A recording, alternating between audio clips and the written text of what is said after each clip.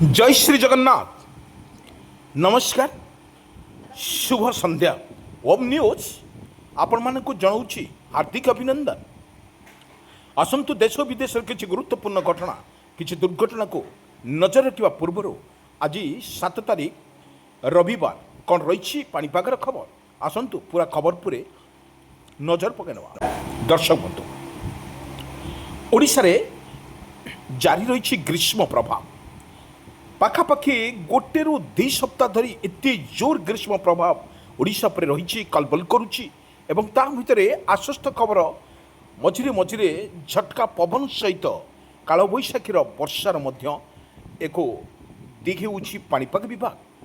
पाणीपाग विभाग कहवा अनुजाई बर्तमान जहाँ अपडेट खबर सामना को आसूँ दर्शक बंधु, आज राति प्रबल वर्षा को नहीं सतर्क सूचना जारी करिछि आंचलिक पाणीपाग विज्ञान केन्द्र।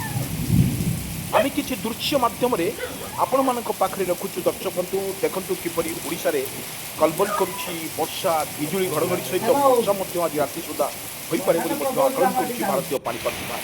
दर्शक बंधु, किसी विजुअल मध्यम आम स्पष्ट चित्र देखु किपरि रही ओडिशार स्थिति रही आकलन करुछि भारतीय पाणीपाग विभाग।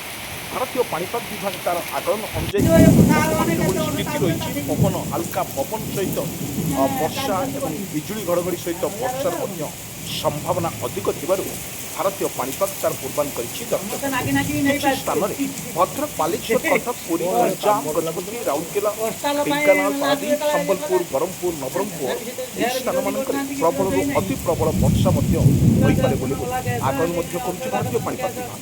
दर्शक बंधु, आम कही रखुचु जो स्थिति रही आकलन करवा ओडिशार जदि आकलन करवा से भारतर पाणीपाग अनुजाई बर्तमान अनेक स्थान में वर्षा सहित बिजुली घड़घड़ी सहित वर्षा रही आकलन कर भारतीय पाणीपाग विभाग। दर्शक बंधु, किसी स्थान में मध्यम धरणर वर्षा जारी रही सारा ओडिशा एभली एक परिस्थिति में ओडिशार किसी स्थान में से तुहा वर्षा सहित बिजुली घड़घड़ी सहित वर्षा आरंभ हो आकलन किंतु आज से गरम पवन अधिक किंतु मौसुमी बायु को नहीं बर्तमान जहाँ पाणीपाग विभाग तरफ पहुँचे पाणीपाग विभाग लेट्रे बर्तमान जो दि जाए आकलन ओडिशा रे अनेक जिला रही से भद्रक, बालेश्वर रे सबुठ सर्वाधिक कालबैशाखी भय रही आम आपण मानक किसी देखु से भाव में मौसुमी वर्षा को नहीं बर्तमान बा केरल और अंडमान निकोबर छुई सारापर केरल छुईब तापर ओडिशार पाखापाखि 10 ରୁ 12 तारीख भितर ओडिशार छुईब बोली आकलन करुच्ची। किंतु बड़ कथा हो पाखापाखि 12 ରୁ 13 तारीख भितर पुणी एक लघुचाप क्षेत्र सृष्टि होवार संभावना अधिक रही। से बंगोपसागर जो सृष्टि हो एक लघुचाप क्षेत्र सृष्टि हम ताकू नहीं आकलन करुच्ची भारतीय पाणीपाग विभाग।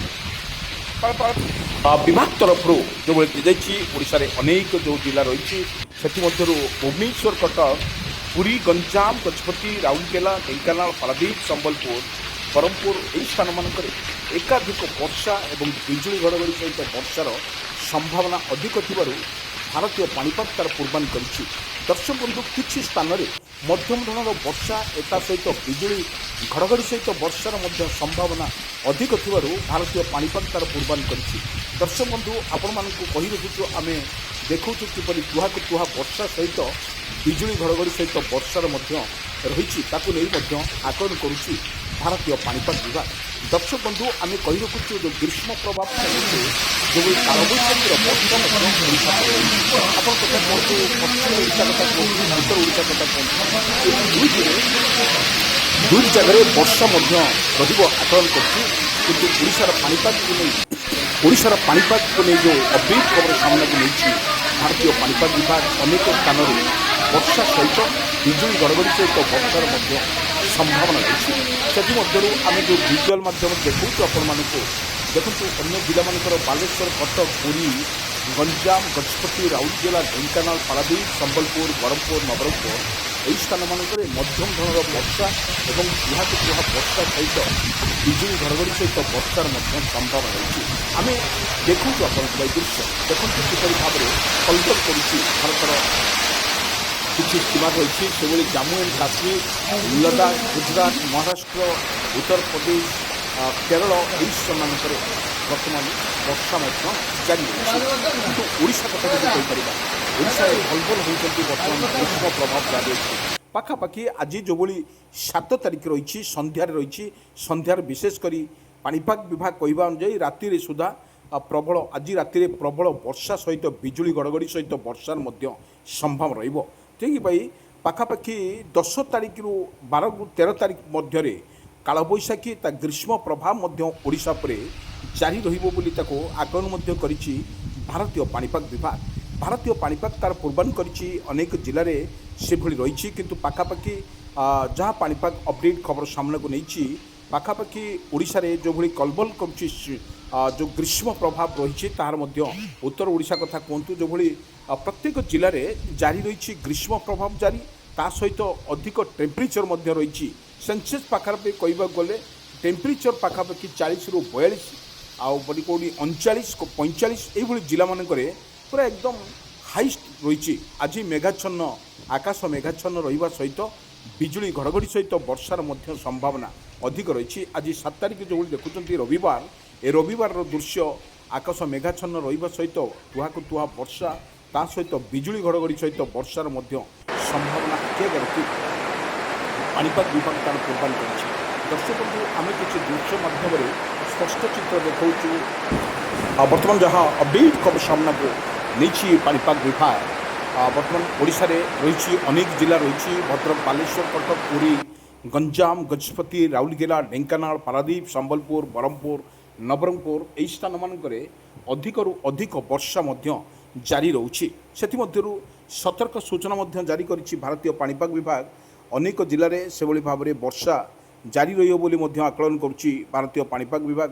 ଦର୍ଶକ ବନ୍ଧୁ, କିଛି ସ୍ଥାନରେ ମଧ୍ୟମ ଧରଣର ବର୍ଷା ମଧ୍ୟ ହୋଇପାରେ ବୋଲି ଆକଳନ କରୁଛି। କିନ୍ତୁ ପବନର ବେଗ ମଧ୍ୟ ଅଧିକ ରହିବ। ପାଖାପାଖି 40ରୁ 50 କିଲୋମିଟର ବେଗରେ ପବନ ରହିବାର ମଧ୍ୟ ସମ୍ଭାବନା ଅଧିକ ଥିବାରୁ ଭାରତୀୟ ପାଣିପାଗ ତାର ପୂର୍ବାନୁମାନ କରିଛି। କିନ୍ତୁ ବଙ୍ଗୋପସାଗରରେ ସୃଷ୍ଟି ହେଉଥିବା 13ରୁ 14 ତାରିଖ ଭିତରେ ଓଡ଼ିଶାରେ ରହିବ ଲଘୁଚାପ, ଯାକୁ ନେଇ ସତର୍କ ସୂଚନା ଜାରି କରିଛି ଆଞ୍ଚଳିକ